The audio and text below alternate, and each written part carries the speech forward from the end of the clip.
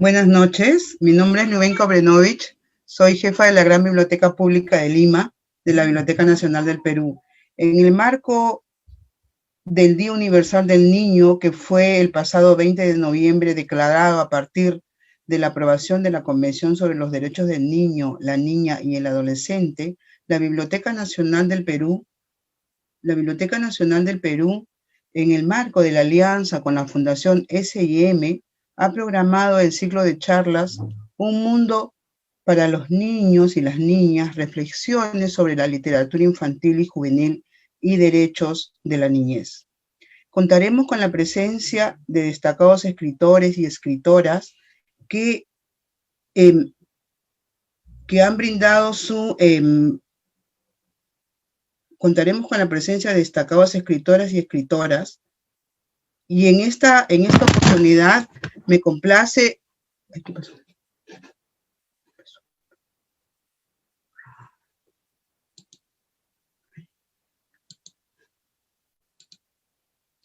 En esta oportunidad me complace presentar a Anemi Cuculiza, que ella es una destacada escritora y también educadora de literatura infantil y juvenil, que nos va a presentar con su ponencia Abrazarnos. A ver, un segundo. Todas las formas, abrazarnos es nuestra diferencia. Animi es comunicadora por la Universidad de Lima, máster en educación por la Universidad McGill de Montreal, Canadá, con un foco en creatividad emocional y con estudios de piano en el conservatorio. Actualmente coordina el programa radial de Aprendo en Casa del Ministerio de Educación en el nivel inicial.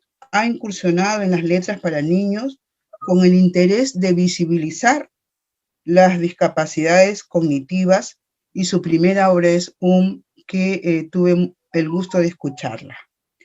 Adelante, Anemi, con tu presentación. Bienvenida a la Biblioteca Nacional del Perú.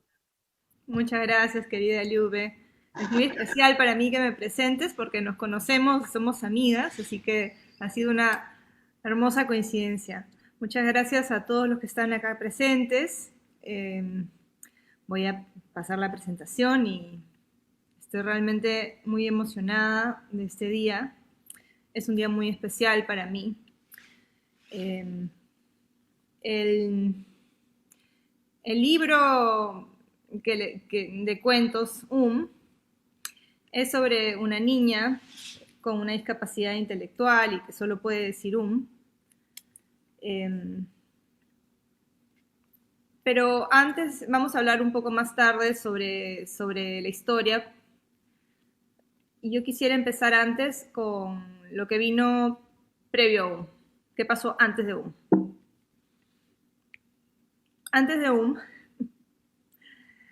estuvieron mis papás, que los pueden ver acá, y mis dos hermanas mayores, Ania, que está acá chiquita, y María Pía. Ania y María Pía tienen una discapacidad intelectual, o como diríamos ahora, son neurodiversas, ¿no? Y bueno, acá me pueden ver a mí disfrutando de la Navidad cuando tenía 3 años. Entonces, es una metáfora por muchas experiencias que he tenido con personas como Ania y Pía, y también de alguna manera una metáfora de mi propia experiencia. Acá pueden ver unas fotos de Ania y María Pía de bebés, de chiquitas. Cuando yo nací, Ania tenía 6 años y María Pía ya tenía 14, ¿no? Entonces, como ustedes se pueden imaginar, crecer en una familia con personas neurodiversas tiene sus retos, ¿no? Es un poco como armar un rompecabezas, porque hay muchas piezas que tenemos que hacer encajar y puede ser difícil, ¿no? Tenemos que adaptar las piezas. Cuando yo era niña, yo adoraba, como todos los niños, a mis hermanas y disfrutaba muchísimo de jugar juntas, sobre todo con Ania, que era un poco más activa y más cercana a mi edad, ¿no?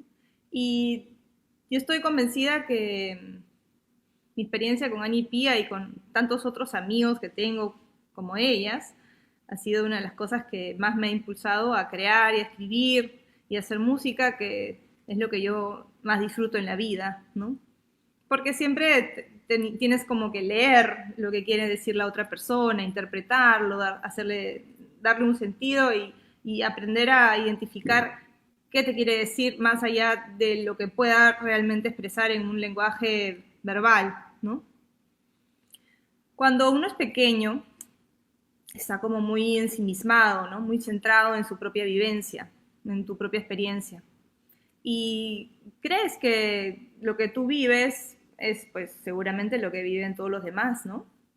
En mi caso, si bien yo sabía que muchos de mis amigos no tenían hermanos como Anipia, la verdad que no me hacía mayor problema de niña, ¿no? De hecho, mis papás han sido activistas de la integración y ellos lideraban un grupo de integración que se llamaba Fe y Luz, que es un movimiento católico en donde siempre habían reuniones y bueno, yo compartía con otras familias parecidas a la mía, ¿no? Y eso fue importante, ¿no? Sin embargo, de todas maneras llegas a una edad, generalmente en mi caso fue como los 10 años, en donde te empiezas a ser mucho más consciente y te empiezas a comparar, ¿no? Con otras familias, con otras situaciones, y ahí comienzan como las dificultades mayores, ¿no? Porque aparece con mucha fuerza el estigma social. Para las familias y para las personas que tienen alguna discapacidad, el estigma social es lo más difícil, definitivamente, ¿no? Y eso es algo que podemos cambiarlo como sociedad, si lo queremos.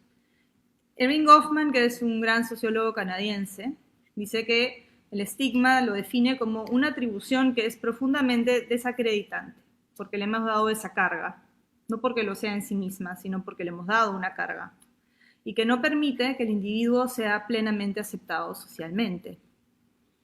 Entonces, al no sentirte aceptado plenamente por los demás, no terminas de aceptarte realmente a ti mismo, ¿no? Hay una parte tuya que no puedes terminar de procesar, que no te deja tranquilo. Y se crea un círculo vicioso muy difícil de romper, en donde sientes vergüenza porque las personas miran de forma inapropiada, o la gente señala, o algunas personas se burlan, ¿no?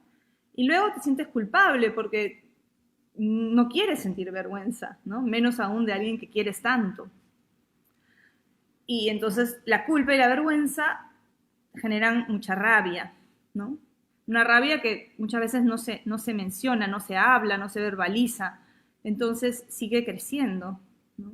El estigma, no solo con esos temas de discapacidad, sino cualquier estigma, crece, cuando crece se interioriza, ¿no? Y cuando se interioriza, uno mentalmente, internamente, dice, claro, es así, es así. Entonces ya ni siquiera tratas de luchar contra él y te aíslas, te separas o tratas de ir a un sitio en donde no sientas con tanta fuerza ese estigma, ¿no? Y es como una barrera psíquica que tenemos que romper, ¿no? Y por supuesto que todo esto se refuerza en nuestras interacciones sociales, porque no estamos todavía acostumbrados como sociedad a realmente aceptar e integrar todas las diferencias, las diferentes formas de ser, de estar, ¿no? Entonces, la gran pregunta es, ¿qué podemos hacer desde la educación, desde la crianza, desde el Estado, ¿no? Para generar realmente una sociedad donde todos podamos participar?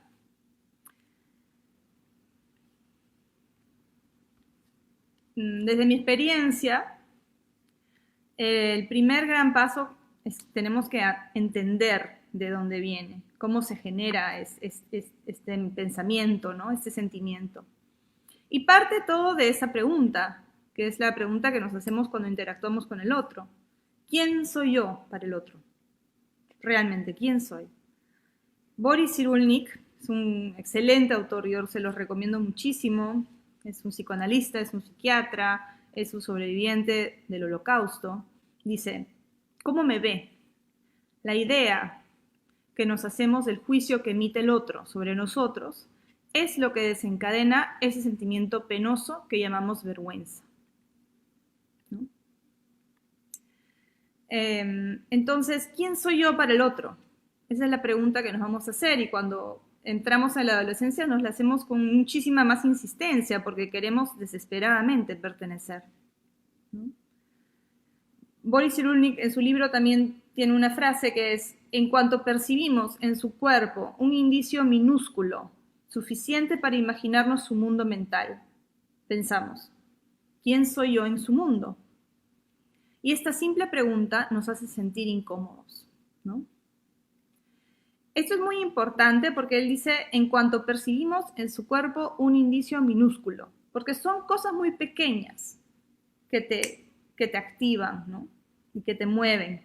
Y por supuesto que, digamos, nosotros no estamos dentro de esa experiencia. Por ejemplo, yo cuando era niña, yo tenía una capacidad para leer a la gente porque estaba muy pendiente, porque me sentía juzgada, ¿no? Mirada, demasiado mirada, observada. Entonces yo estaba muy pendiente y cualquier cosita la captas. Entonces esto no quiere decir que no nos podamos expresar libremente y nada, pero es algo que tenemos que tener en consideración, ¿no? Tenemos que entender que al haber un estigma hay una hipersensibilidad también, y es una manera, tenemos que acercarnos de otra forma quizás, o teniéndolo presente, ¿no?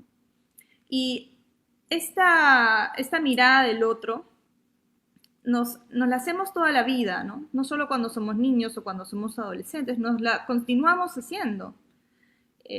Y tenemos todo tipo de actitudes y comportamientos a veces extraños, como tomarnos 1500 selfies, porque creemos que si nos tomamos 1500 selfies haciendo una cara así o asá, o viéndonos mejor, o photoshopeándonos, nos van a aceptar, ¿no? Es el mismo proceso. Y viene desde el nacimiento, porque es la mirada del otro, el reflejo que nos da sobre nosotros mismos esa mirada, lo que nos permite conocernos mejor. Desde la psicología sabemos que la realidad es una construcción intersubjetiva que se crea a partir de este diálogo de miradas entre la mamá y el bebé. Y este diálogo es lo que me permite saber quién soy yo, ¿no? Entonces,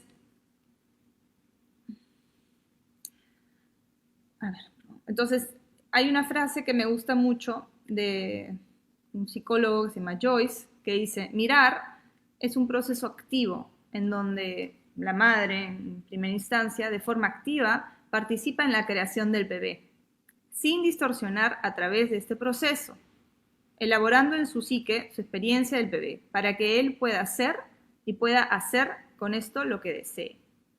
Entonces, ¿qué significa esto de sin distorsionar a través del proceso? Quiere decir mirando realmente al bebé, no proyectando sus deseos sobre el bebé o sus temores, ¿no? Entonces, esta mirada amorosa que nos contiene, que nos acompaña, es el principio del apego seguro, que ya lo conocemos también en psicología y en educación inicial trabajamos con este principio, es básico, que es esta relación con el cuidador principal, ¿no? Generalmente con la madre o en realidad con quien sea que se encargue del bebé de forma segura y estable, consistente. Esta relación le permite al bebé una y otra vez tener la seguridad que pase lo que pase, haga lo que haga el bebé, tire el biberón, llore, patalee, grite, pase lo que pase, puede confiar y lo van a recibir, ¿no? Y eso es lo que le permite al bebé experimentar, hacer, avanzar, probar cosas nuevas y aprender y desarrollarse. Entonces, esto que empieza cuando somos tan chiquitos, se da a lo largo de toda la vida, ¿no? Y es como nosotros aprendemos a ser en el mundo y a sentirnos bienvenidos en el mundo.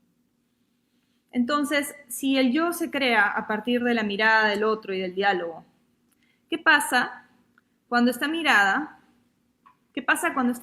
tiene temor, tiene desconfianza, rechazo, ¿no? Extrañeza o preocupación, lástima, pena? Todas estas emociones las percibimos cuando salimos con nuestro familiar con una discapacidad. Sentimos que hay personas que se asustan, hay personas que desconfían, hay personas que sienten mucho rechazo, asco, hay gente que mira como preocupada, ¿no? O que tiene miedo. algo que mis papás me han contado alguna vez es que cuando, por ejemplo, ellos van a una misa nueva y van con mis hermanas, muchas veces pasa que la gente no las conoce. Entonces se sientan en una banca y la gente elegantemente se retira, ¿no? Claro, luego pasa otra misa y la gente ya se da cuenta que no pasa nada y ya se acercan, ¿no? Pero por supuesto que todas estas situaciones tienen un efecto complicado en la psique de los familiares, ¿no? Y no ayudan a la integración. Algo que es bien importante es que para integrarnos todos tenemos que pensar como sistema, como familia, ¿no? La persona con discapacidad no vive en un vacío, vive en una familia y realmente se tiene que integrar a toda la familia. Y cada miembro de la familia tiene necesidades particulares y diferentes.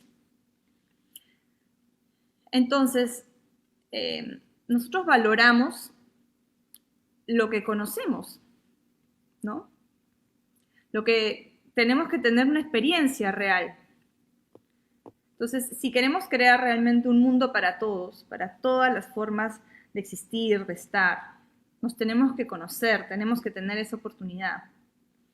Y yo he elegido estas dos fotos y quisiera que las miren con atención, porque vemos a los niños, ¿no?, con discapacidad y miren a los niños del costado, a esta niña, esta otra niña.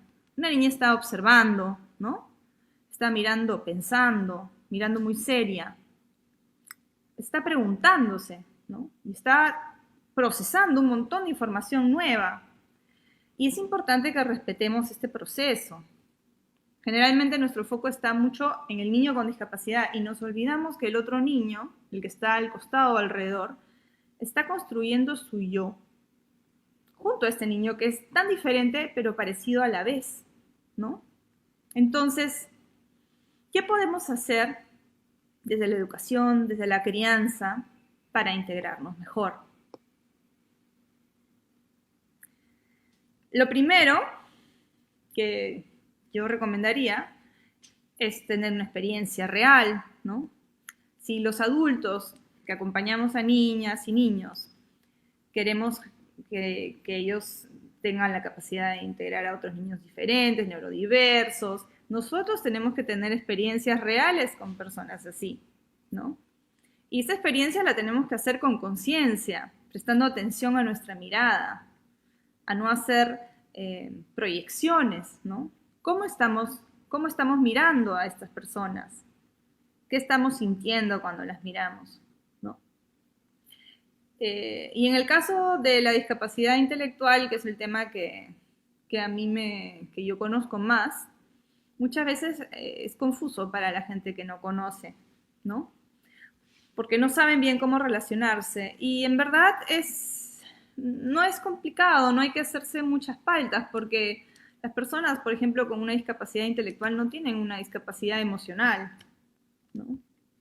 Tienen una dificultad para expresarse en los mismos códigos en los que nosotros nos expresamos, pero ellos quieren simplemente expresarse, comunicarse, ser escuchados, compartir, participar, ¿no? Depende del caso, a veces pueden ser un poquito más concretos, ¿no? Que es lo que decimos más concretos, más como son los niños antes de los 8 años. Y entonces es sencillo, simplemente acercarse, conversar, mirarlos a los ojos, ¿no? Y mirar con afecto, realmente mirar como si cómo me gustaría a mí que me vean si fuese al revés, ¿no? Realmente, cómo me imagino que yo quisiera ser visto. Porque todos tenemos cosas positivas, entonces simplemente rescatar eso positivo que puedes ver, sea lo que sea, ¿no? Por ejemplo, qué bonita sonrisa, qué alegre eres, qué divertido, o lo que sea, ¿no? Entonces, el primer paso es que los adultos tengamos estas experiencias reales, con una mirada abierta, de acogida, realmente con ojos de amor. Y luego podemos crear también espacios de encuentro donde niños neurotípicos puedan compartir con niños neurodiversos, ¿no? Y los niños son muy honestos, ¿no? Ellos todavía no están tan contaminados con todos los prejuicios que vamos tejiendo cuando vamos creciendo. Sí pueden tener algunos, ¿no? Que pueden haberlos absorbido de nosotros, No es necesario ni siquiera que lo verbalicemos, los niños van captando. Entonces es importante que los niños tengan oportunidad y libertad para realmente decir lo que piensan y lo que sienten, ¿no? Porque muchas veces damos mensajes como que, oye, no vayas a decir nada, ¿no? No vayas a decir nada feo. Y yo sí creo que es necesario que el niño diga lo que sea que está pensando y sintiendo, ¿no? Porque tiene que trabajar a partir de ahí, a partir de lo que siente. Porque si no puedo expresar lo que realmente estoy pensando y sintiendo y simplemente lo tapo, ahí se crea el prejuicio. En cambio, si yo digo abiertamente lo que siento y lo que pienso en ese momento y lo converso, puedo yo salir del prejuicio, ¿no?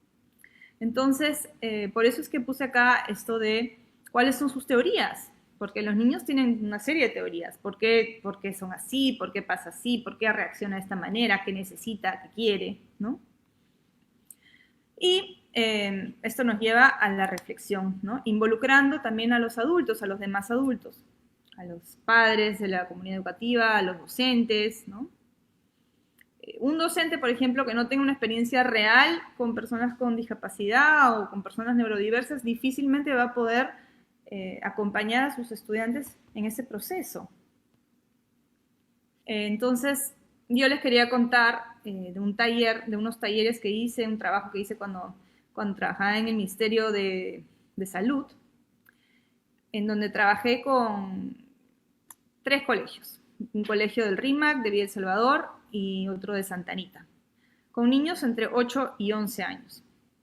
Y el trabajo consistió en trabajar mucho a partir del arte y a partir de las teorías que podían tener los niños, ¿no? Entonces, primero empezamos haciendo estas tarjetas semilla, donde se les invitaba a pintar y a reflexionar a partir de una idea. Entonces, por ejemplo, esta es una idea. Ana y sus lentes, y puntos suspensivos, ¿no? El niño con muletas, puntos suspensivos, alto, largo, larguísimo. Entonces, a partir de estas tarjetas semilla, los niños hacían historias, ¿no? Hacían un dibujo y luego exponían para toda la clase y decían, ¿por qué el niño tenía muletas? Entonces un niño dijo, bueno, porque estaba junto a la jaula de un león y entonces decidió meterse, abrirle la puerta, acá está el niño de las muletas, por ejemplo, ¿no? Le abrió y el león le comió la pierna, aunque le puso la pierna igual en el dibujo. Entonces, estos dibujos que ven acá con témpera son dibujos en donde ya ese era el tercer día del taller, en donde ya estábamos hablando de un niño que no le gustaba jugar con los demás, que siempre se aislaba y que necesitaba, ¿no? Entonces, en esta parte, por ejemplo, fue bien interesante porque los niños dijeron, estos dibujos eran, ¿qué le regalarías tú a ese niño que no quiere jugar, que no quiere participar? Y las niñas dibujaron una casa y un corazón que está acá escondido, pero los niños dibujaron un avión, ¿para qué? Para que se vaya, una isla también para que se vaya y un barco a vapor. Entonces fue interesante ver esa diferencia entre géneros, ¿no? Y luego un tercer paso, tenían que hacer el mismo ejercicio a partir de las tarjetas semilla, solo que en parejas, y ya no podían usar todas sus capacidades, ¿no? Era un pasito más allá para tratar de generar empatía un poco más, de forma más concreta. Entonces, por ejemplo, podían elegir entre amarrarse la mano con la que normalmente escribían y escribir, por ejemplo, pintar con la izquierda, ¿no? O con la derecha en caso sea zurdo, o taparse los ojos, y entonces el compañero tenía que ayudarles a pintar. Y bueno, ahí veías una serie de cosas, por ejemplo, habían algunos niños que agarraban al compañero con los ojos vendados y lo usaban casi de wipe, entonces decían, no, tienes que dejar que el niño pinte, no pintar con él o por él, ¿no? O otros que decían, no puede pintar porque no puede ver. Entonces, bueno, y ahí se van dando una serie de situaciones. Luego, esto también, este mismo trabajo también lo hice un poquito adaptado, por supuesto, con los padres de familia, con sus niños y con las maestras, ¿no? Y fue bien interesante porque realmente les permitió profundizar y pensar, ¿no? Tener un tiempo para pensar sobre estos temas. Yo tengo acá un poquito de un video que hice que quiero compartir con ustedes brevemente, una partecita.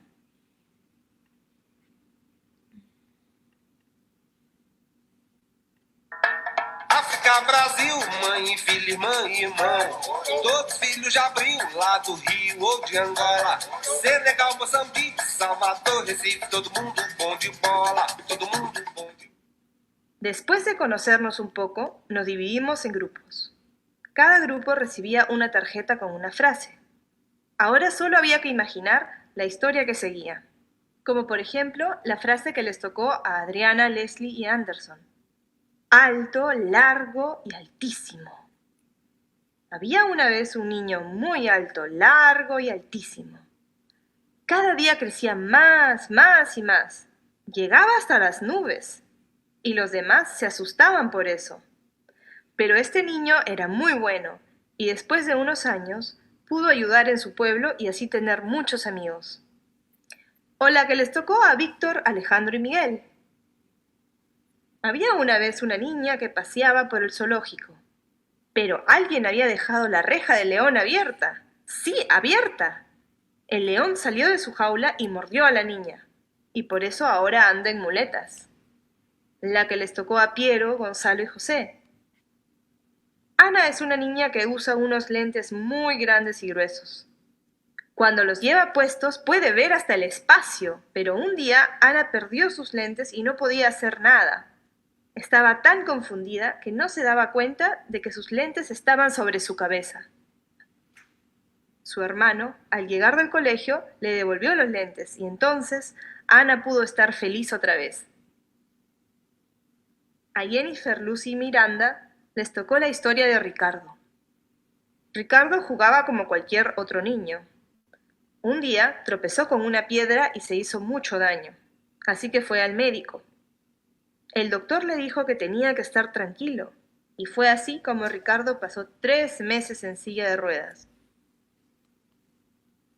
Después de estas historias, armamos nuevos grupos, solo que ahora ya no podíamos usar todos nuestros sentidos.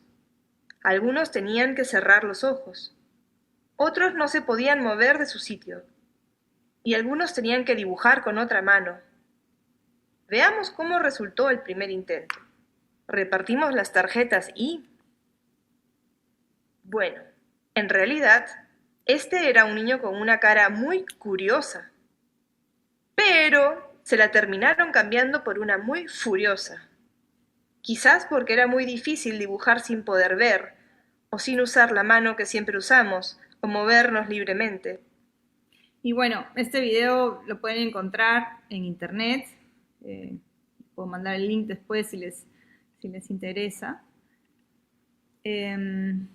Volviendo a nuestra presentación.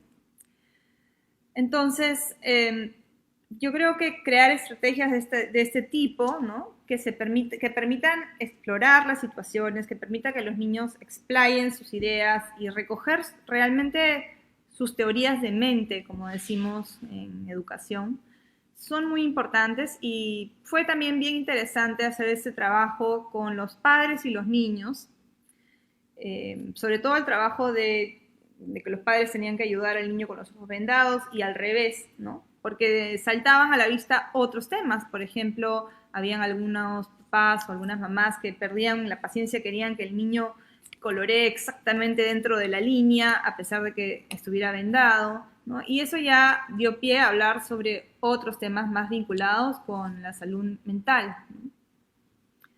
Entonces, luego de esta estrategia que creo que les podría servir, sobre todo a los profesores, acá están algunas fotos, un papá con su hijo, una mamá con su hijita, unas profesoras, unos docentes. Acá viene el cuento que es el cuento que les comentaba, ¿no? Este es quiero agradecer a Eunice Espinosa, que es la maravillosa ilustradora, una gran artista. También quiero aprovechar en este momento para agradecer a Rubén Silva, que me ha acompañado en todo este proceso con mucho cariño, enseñándome mucho también, a Elisa Cano, a Liube, bueno, a todo el equipo de SM realmente, y a Mariana Quiroz, a Alexa Centurión, a Giovanni Rossi, a Robert Chávez, que son todas las personas que han estado involucrados dentro de este proceso, ¿no? Quizás acá podemos ver el book trailer. Lisa. antes de seguir?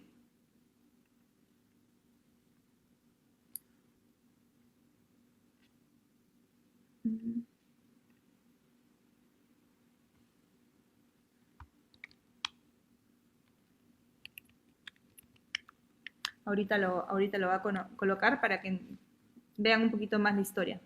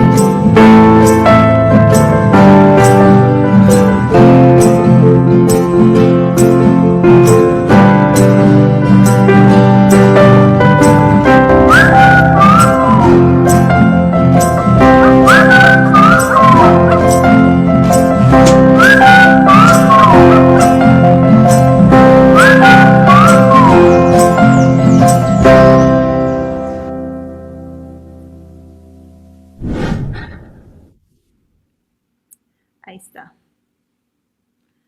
Entonces, ese es el book trailer. Y bueno, ¿cómo podemos usar este cuento para trabajar todo lo que hemos estado hablando hace un ratito, ¿no? Hay una metodología que se desarrolló en Nicaragua que a mí me gusta mucho, que es leo, comento, imagino, creo, ¿no? Yo creo que esta metodología puede servir para, primero, leer y comentar la historia, ¿no? La fuerza de la historia es que uno necesitaba de María, de esta amiga, para integrarse. Y cuando lean el libro, si es que lo leen, se van a dar cuenta que María también tenía una particularidad. Primero que ella no era del barrio de era una niña nueva, ¿no? Entonces, claro, ya venía, estaba acostumbrada a jugar sola, a estar sola, y los niños de ese parque donde jugaba ella estaban acostumbrados a ignorarla de alguna manera, a mirarla de lejos, con desconfianza. Pero cuando llega María, María no tenía amigos ahí. Entonces, claro, es como la historia siempre de la niña nueva, ¿no? La niña nueva llega y muchas veces se le acerca una niña que no termina de integrarse bien con los demás, porque generalmente los niños que ya tienen su grupo de amigos definidos siguen con su grupito, ¿no? Entonces, bueno, se acerca a y no le habla, ¿no? Y María no entiende por qué no le habla. Y María además habla muy bajito, ¿no? Muy, muy bajito. Entonces, no sabe si le están fastidiando, no entiende tampoco por qué le habla tan bajito, ¿no?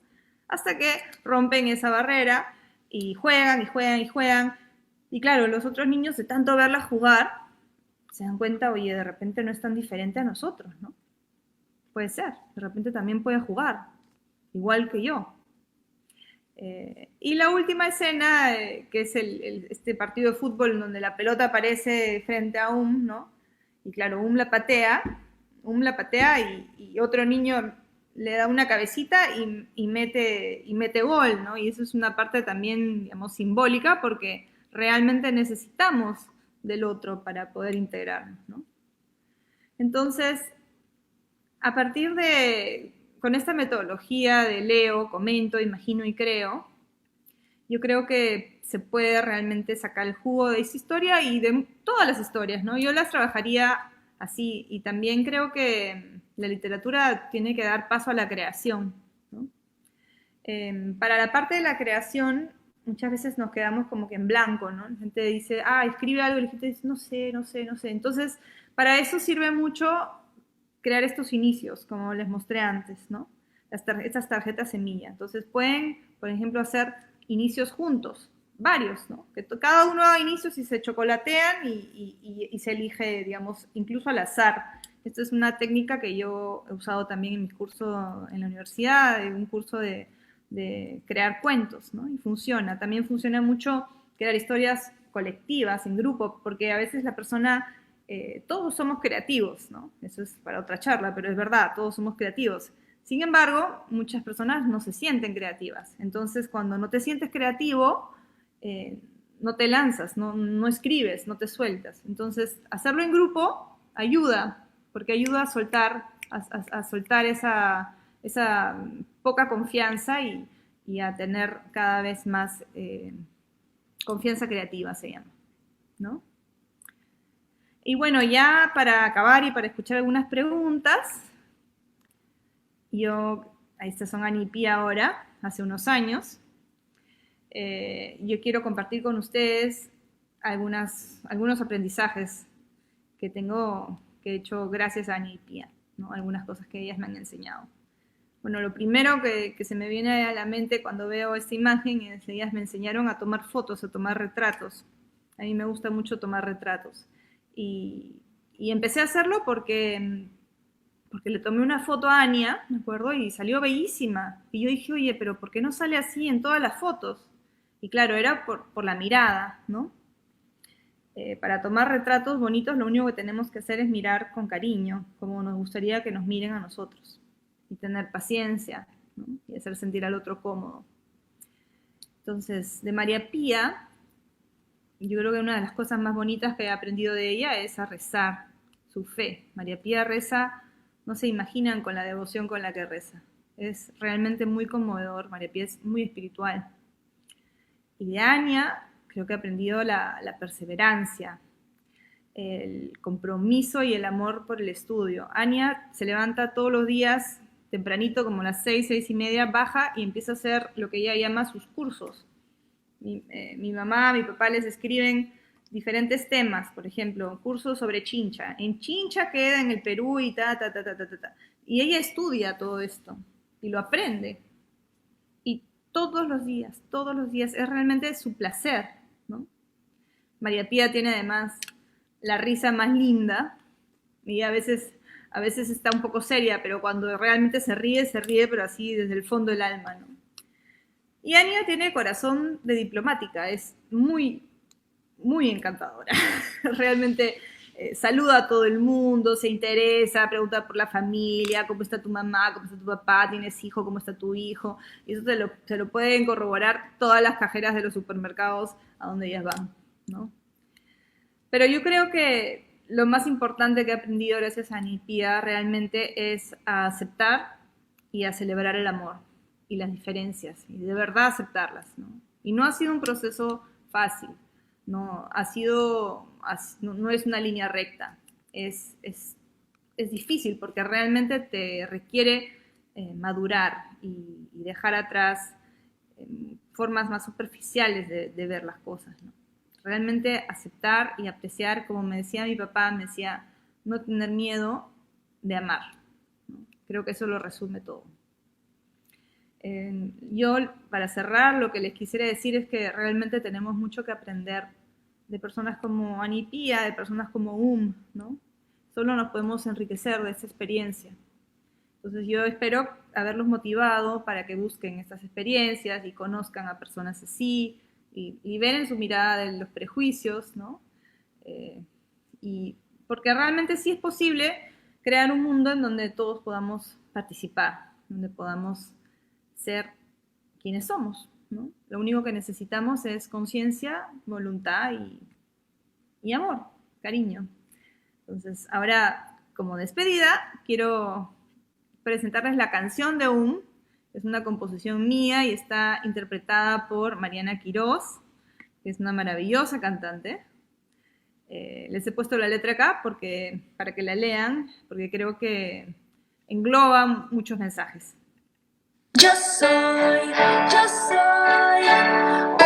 y especial, único y especial.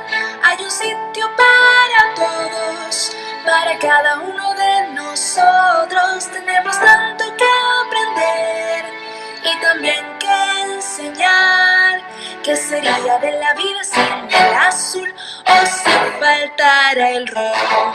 ¿Qué sería de la vida si no estás tú? No sería igual, porque hay un sitio para todos, para cada uno de nosotros. Tenemos tanto que aprender y también que enseñar. ¿Qué sería de la vida sin el naranja o si faltara el verde? ¿Qué sería de la vida si no estás tú? No sería igual. Yo soy único y especial. Único y especial. Y tú también. Somos únicos y especiales. Muchas gracias. Esta es una foto linda que me gusta mucho con Ania. Y bueno, me encantaría, no sé si tienen alguna pregunta, si quieran compartir algo. Gracias, Anemi. Muchas preguntas, realmente muy emocionante escucharte y sobre todo, una vez más, leer el cuento que fue la primera vez que lo leí, me sentí súper emocionada y además lo compartí en una sesión de mediación de lectura con Gary Escalante, otro mediador, y realmente lo disfrutamos mucho.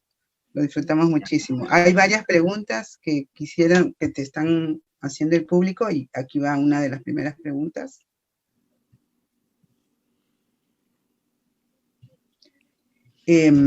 ¿Cuáles son las actitudes e intereses que manifiestan los niños con discapacidad intelectual expuestos a prácticas de lectura compartida que están soportadas en un mundo adulto?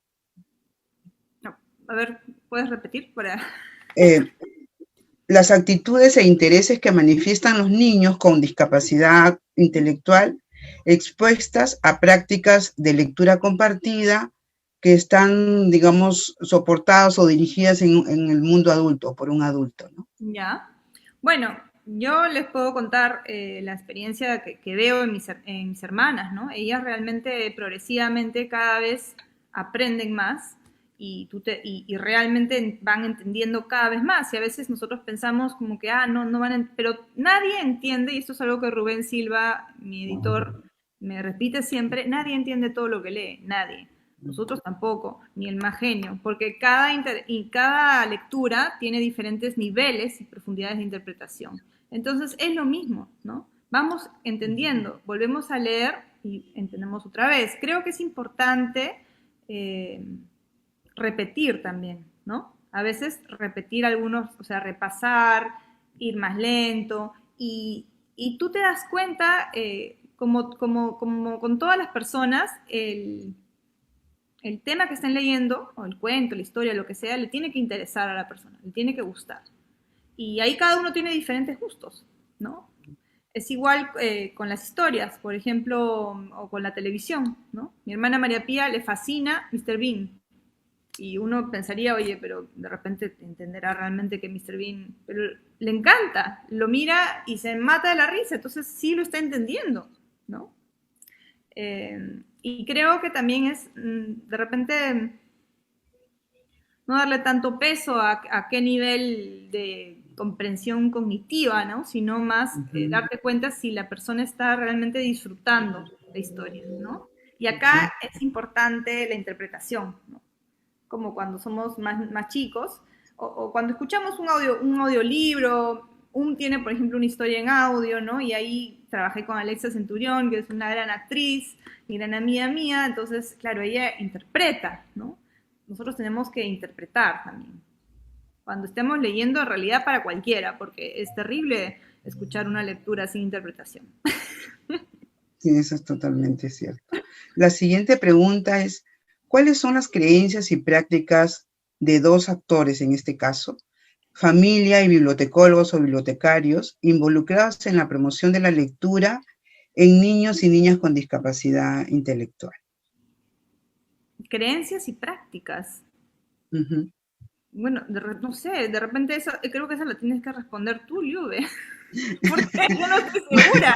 Como, no sé si haya una... Bueno, yo como práctica pienso que el tema de trabajar con niños con discapacidad está en en el transmitir ese amor que tú mencionabas, ¿no? Ese cariño, transmitir eso con diferentes tipos de lectura. Creo que el buscar ese espacio con amor, con cariño, con estos niños y niñas con habilidades diferentes o con discapacidad intelectual, es transmitir el cariño y el amor a través de cualquier lectura. Lo que nos muestra aún, por ejemplo, que tú decías, muchas veces estos niños no ven las diferencias, ¿no? Como los adultos, claro, que sí la notan claramente, pero entre los niños no pasa eso. Entonces tenemos que también, como bibliotecólogos, bibliotecarios, analizar esa parte, ¿no? Esa sería mi respuesta. Claro, es más la parte afectiva, ¿no? Como dices, o sea, lo que necesitan más las personas con discapacidad intelectual, en este caso, ¿no? Es sentir que estás presente, y porque muchas veces, por ejemplo, y me pasa a mí también, ¿no? A veces, por ejemplo, María Pía, que no le entiendes necesariamente tan bien, dice algo y no lo entiendo, y le digo, sí, pero ella lo repite, porque ella se da cuenta que yo no he entendido y que me estoy haciendo la loca, ¿no? Entonces, esa consideración tenemos que tener, tener respeto, ¿no? Y consideración. Y claro, también cansa a veces, sobre todo para los familiares, porque estás muchas horas, ¿no? Pero creo que cuando eres mediador de lectura, haces mediación de lectura, cuando eres bibliotecólogo, de repente puedes prestar atención a ese tema, ¿no?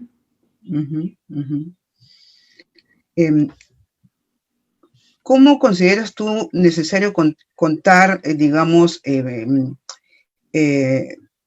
participar de capacitaciones o llevar estas capacitaciones sobre discapacidad e inclusión, lo que nos has mostrado ahora en tu presentación, para mejorar la atención de esta población, por ejemplo, de la población con discapacidad intelectual? Yo creo que es muy importante, y es muy importante prestar atención a todos los actores, ¿no? Porque no solo a la persona con discapacidad intelectual, sino también qué está pasando con los hermanos, qué está pasando con los papás, ¿no? Y como les decía, si no tenemos una experiencia real, ¿no? Creo que hay dos cosas. Tiene que haber un espacio de reflexión, que para eso pueden servir los talleres, pero no deben ser talleres teóricos, tiene que ser vivencial, porque tiene más que ver con las emociones, ¿no? Y normalmente nosotros no nos vamos a sentar en círculo y decir, bueno, mi prejuicio es esto, yo pienso que no. Entonces, eso no va a salir así nomás. Por eso es que trabajar a partir de dibujos, a partir de hacer collage, nos puede ayudar porque eso permite que el inconsciente aflore, ¿no? De pronto sale. Y también estas técnicas como, por ejemplo, pintar con los ojos vendados, en parejas, turnarse, ¿no? No sé, probarse los zapatos del otro, literalmente, cosas así, ¿no? Pero sí creo que es muy importante, las dos cosas, ¿no? No puede ir solo una. Yo haría talleres vivenciales y experiencias reales con personas. Experiencias vividas. Sí. Exacto. La siguiente pregunta es, ¿cómo garantizar el acceso a la cultura para niños y niñas con discapacidad intelectual? ¿Y tú crees que los libros deben tener alguna característica física para que atraigan la atención de estos niños? Yo creo que tienen que, definitivamente hay que trabajarlos mucho a nivel gráfico, ¿no? Creo que tienen que tener ilustraciones muy bonitas, ¿no? Armoniosas, claras, ¿no? No tan complejas, diría yo. Letras grandes, ¿no? O sea, yo haría buenas diagramaciones, materiales grandes, y el acceso a la cultura, lo primero que tenemos que sacar es de nuestra cabeza es esta idea de, como tiene una discapacidad intelectual, no puede escuchar ópera, o no puede escuchar música clásica, o no puede escuchar, o no puede disfrutar de una danza, porque eso no es verdad, ¿no? Realmente sí se puede, el arte tiene otras formas de llegar a la persona, entonces creo que primero no restringir el acceso a este tipo de actividades, ¿no? Y darles la oportunidad. Que tú comentabas, ¿no? Claro, tiene que ver con el prejuicio, y a veces, o sea, cuando yo digo prejuicio no lo digo como que, ay, qué maldad, ¿no? O sea, simplemente es como una idea que tenemos, y al tener esa idea nos cerramos, ¿no? Entonces ya ni lo pensamos. Entonces, por ahí, ¿no? Y la siguiente pregunta es, ¿cómo se puede involucrar a la familia de estos niños con discapacidad a recursos y programas en bibliotecas de primera infancia? Bueno, creo que habría que generar un espacio en donde se sientan bienvenidos, ¿no? Y para eso, como yo les decía, es importante la integración, porque a veces ya solo para familias con discapacidad, pero yo haría algo más amplio, ¿no? Pero claro, hay que cuidar que todos se sientan cómodos, ¿no? Y para eso también a veces tienes que conversar con las personas, hablar, averiguar, no imponer las cosas, sino irlas conversando, ¿no? Y en el caso de los niños, trabajar también a partir de sus teorías de mente, como les decía, ¿no? Darles oportunidad a los niños que no tienen experiencias así, de realmente verbalizar y decir lo que piensan y lo que sienten, ¿no? Para que no se convierta en un prejuicio. Porque si nos guardamos las emociones reales, las tapamos y siguen ahí. No las liberamos. Exacto. La siguiente pregunta es, ¿crees que los niños con discapacidad cognitiva pueden acceder a los mismos libros de los niños sin esta discapacidad? Bueno, creo que depende, ¿no? Porque hay diferentes grados de discapacidad cognitiva. Hay chicos con discapacidad cognitiva muy leve que leen de todo, y depende de sus gustos, ¿no? Depende del caso, ¿no? Claro, por ejemplo, cuando tú escribiste ¿cuáles fueron esos, digamos, sentimientos? En Para realidad quienes estaba estaban pensando. pensándolo más para los niños, digamos, neurotípicos, para generar un poco más de conciencia ahí, ¿no? Porque finalmente no es posible generar una integración si las personas que no tienen esa experiencia no la conocen de alguna manera, ¿no? O sea, la integración es más para las personas que no tienen experiencia con discapacidad. Los familiares de personas con discapacidad ya la tenemos. Nosotros ya conocemos eso, no hay problema, ¿no? La dificultad está con las personas que no tienen experiencias de ese tipo. Sí. Bueno, no sé si tú quisieras agregar algo, Anemín, alguna otra reflexión que tú quieras agregar. Quisiera solo agradecerles enormemente a todos por estar aquí, y ha sido realmente muy, muy emotivo para mí, y me he sentido muy cómoda sintiendo su energía a través de las redes, así que espero que nos volvamos a encontrar. Claro que sí, Animi, y de hecho que este cuento muchas personas van a irlo a buscar a la librería S&M, porque creo que es importante también conocer la historia. Sí. Muchas gracias. Yo quisiera terminar diciendo que agradecemos a todas las personas que nos acompañaron el día de hoy en este conversatorio, y también recordarles que la Biblioteca Nacional del Perú desarrolla todo un programa cultural virtual atendiendo los recursos en estos tiempos, ¿no? Atendiendo las necesidades y ofreciendo recursos en estos tiempos de emergencia sanitaria. Asimismo, les recordamos continuar con las medidas sanitarias de prevención. Todas las sesiones están siendo grabadas y también se colgarán próximamente en las redes sociales de la Biblioteca Nacional del Perú a través de Facebook, YouTube y en nuestro podcast. Los invitamos a las siguientes charlas que se realizarán el día 28 de noviembre en relación a este tema. Muchas gracias, Anemi, un gusto verte nuevamente. Muchas gracias, Lube, muchas gracias a todos, y ya nos vemos seguramente en otra ocasión. Gracias, buenas noches. Chao. Adiós.